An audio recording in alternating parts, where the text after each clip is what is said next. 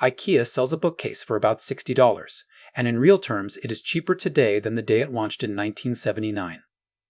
They build one every 3 seconds. The company pulls in around 45 billion euros a year and sells a billion meatballs on top. Nothing in that store is cheap by accident.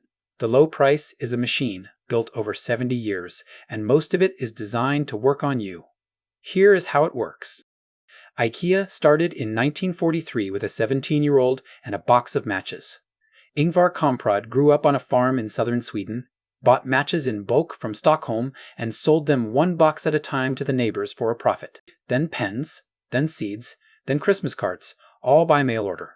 The name is his initials, IK, plus the farm, Elmterud, and the village, Agunnaryd.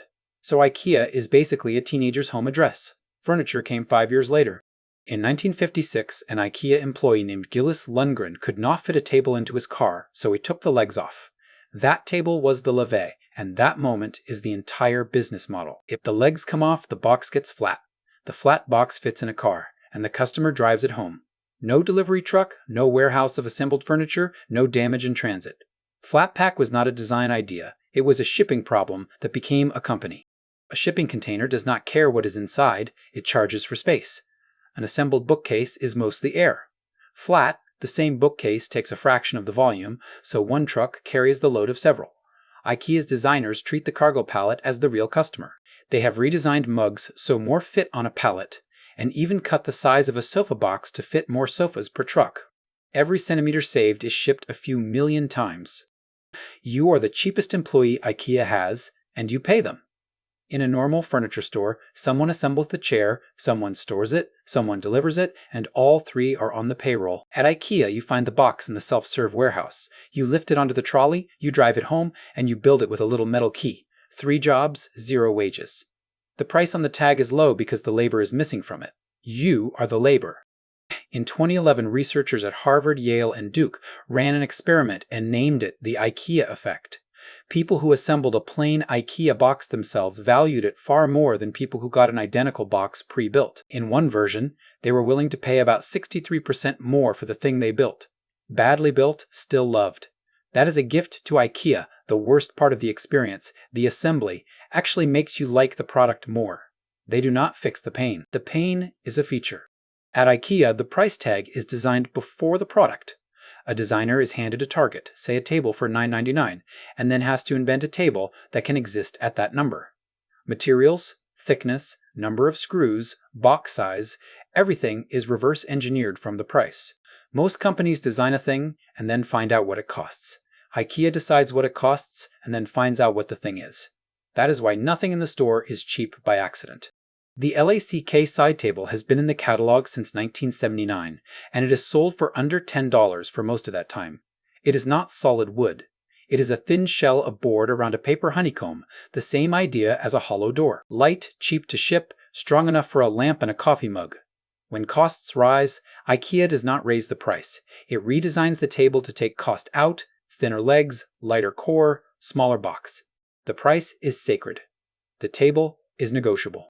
The Billy bookcase is made in a small Swedish town by a supplier that has worked for IKEA for decades, and the factory is almost empty of people. Boards go in one end, robots drill, glue, and pack, and boxes come out the other at a rate of roughly 1 every 3 seconds. The factory does almost nothing except Billy, which is the point. When you make one thing millions of times for one customer, your cost per unit falls to nearly nothing. Then IKEA asks for it cheaper next year. IKEA buys from around 1,600 suppliers in more than 50 countries, and it is usually the biggest customer each one has.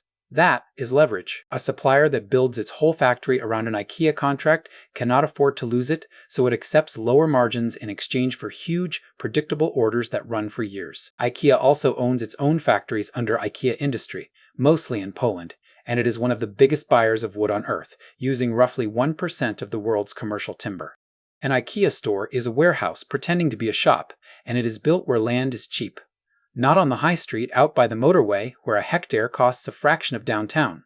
The building is a blue box with no windows because windows cost money and let you see the exit. Inside, the showroom and the warehouse are the same building, so the stock sits under the same roof the customer walks through. No back room, no stockroom staff, no second rent. Once you are inside, the building stops being a shop and becomes a path. There is one route, it winds through every department, and it is designed so you cannot see what is ahead of you. A professor at University College London studied IKEA's layout and concluded that it deliberately disorients people so they stop planning and start browsing. IKEA's own estimate is that around 60% of what you buy there you did not come for. There are shortcuts. They are just not signposted.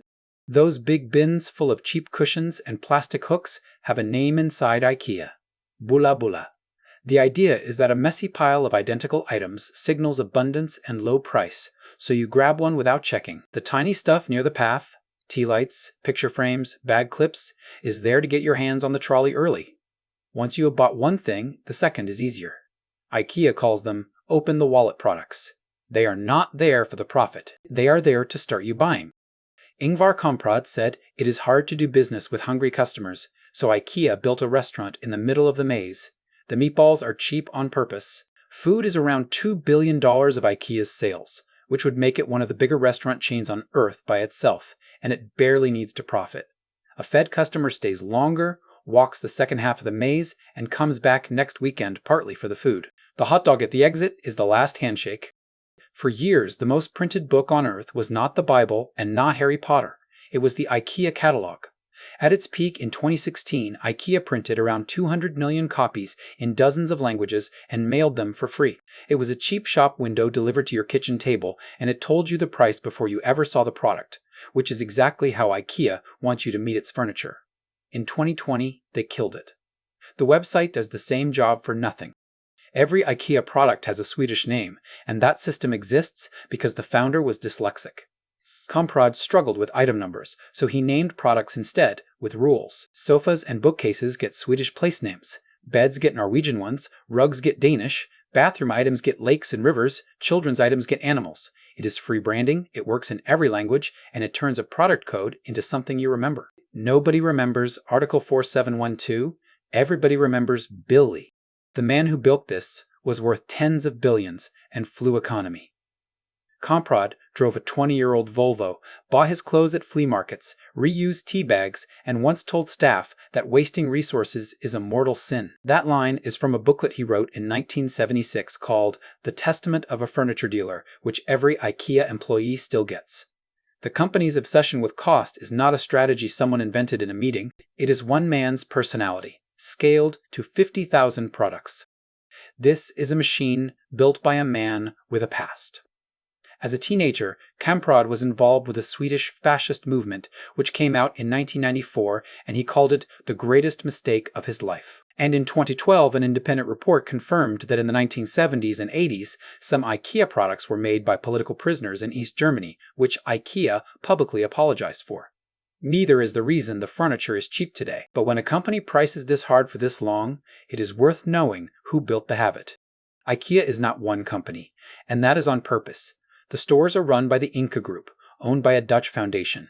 The brand itself is owned by a separate company, Inter IKEA, which charges every store a franchise fee of 3% of sales just to be called IKEA. That fee flows through the Netherlands, where it has historically been taxed lightly, and in 2017, the European Commission opened an investigation into whether those arrangements amounted to illegal state aid. IKEA says it follows the rules. The structure is not secret. It is just complicated on purpose.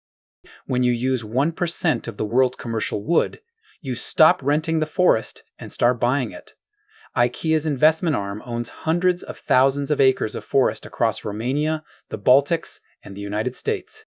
Owning the trees means owning the price of the trees, which protects the cost of a bookcase from a bad year in the timber market. It also means the same company designs the product, grows the raw material, runs the factory, ships the box, and sells it to you. Every middleman is a margin, and IKEA has deleted most of them. IKEA furniture is designed to be good enough not to outlive you. That is not an insult, it is a price decision. A table built for a student flat does not need hardwood joinery, and the customer would not pay for it anyway. The cost is that a lot of it ends up on the pavement when people move. IKEA knows this, which is why it launched a buyback scheme for used furniture and keeps talking about becoming circular. The cheap price is real. The short life is part of how it stays cheap. In 2023 and 2024, while most retailers raised prices, IKEA cut them. The Stores Group said it invested more than €2 billion in lowering prices on thousands of products as shipping and material costs came down. This is the machine running in reverse. The same obsession that squeezes a supplier also forces IKEA to hand savings back, because the entire brand is the promise that it is the cheap option. Raise prices and the promise breaks. Cut them and the maze fills up again. Online furniture sellers have spent a decade trying to beat IKEA on price, and most of them lose money doing it. Wayfair, the biggest, has reported net losses year after year because shipping bulky furniture to individual homes is brutally expensive. IKEA solved that problem in 1956 by making you do the shipping. You cannot copy 70 years of supplier contracts, your own forests, your own factories, and 480 stores on cheap land. The moat is not a product. It is the whole system. The maze only works if you are physically inside it, and the internet lets you skip the building. When a customer orders a sofa online, IKEA suddenly has to do the thing it spent 70 years avoiding: deliver it. That costs money, which is why IKEA bought TaskRabbit in 2017 to handle assembly and delivery, and why it is opening small city center stores instead of only motorway boxes. The company that made you do the work is now paying people to do it. The price machine is being rebuilt for a phone. Look at what is not on the tag: your drive to the edge of town, the 2 hours in the maze, the assembly, the trip back for the missing screw, the second table when the first one dies. IKEA is cheap in money and expensive in you, and that trade is the whole deal. For a student or a first flat, it is the best deal in the world. For someone who wants one table for 30 years, it is not cheap at all. It is just cheap today. You can use the machine against itself. Shortcuts exist in every store, usually unmarked doors between departments, and staff will point you to them if you ask. The As Is section near the checkout cells returned and display items at a deep discount. Check the price per pallet logic yourself. The flat-packed version of a product is always the cheaper one. And eat before you go. Comprod was right about hungry customers. Do not be one. Put it all together. Flat boxes so shipping is cheap. Customers doing the labor. Prices designed before products. One product, one factory, millions of units. Bulk buying that bends suppliers. Cheap land and a windowless box. A maze that makes you browse. Meatballs that keep you inside. A founder who hated waste. 70 years of the same rule. None of those alone is the secret. Together, they are a machine that no competitor has managed to rebuild. So why is IKEA so cheap? Because the customer does the work. The box is flat, and the price was decided before the product was drawn. Everything else, the maze, the meatballs, the names, the foundation, and the Netherlands, is the machine protecting that one idea. The furniture is not cheap because it is bad. It is cheap because a teenager who sold matches spent his life removing every cost that did not have to exist, including the cost of you. Is it a scam? No. Nobody hides the price, nobody hides the box, and the little metal key is in the bag. It is a trade, and IKEA has been honest about its half of it for 70 years. Your half is time, labor, and a second trip. Know that. And IKEA is the best furniture deal on the planet. Forget it, and you are the product on the pallet. If you want to know why Aldi can sell groceries for less than the supermarket next door, that one is even stranger, and it is next. Subscribe so you do not miss it, and tell me in the comments what you have built from IKEA that is still standing. Mine has a wobble. It is staying.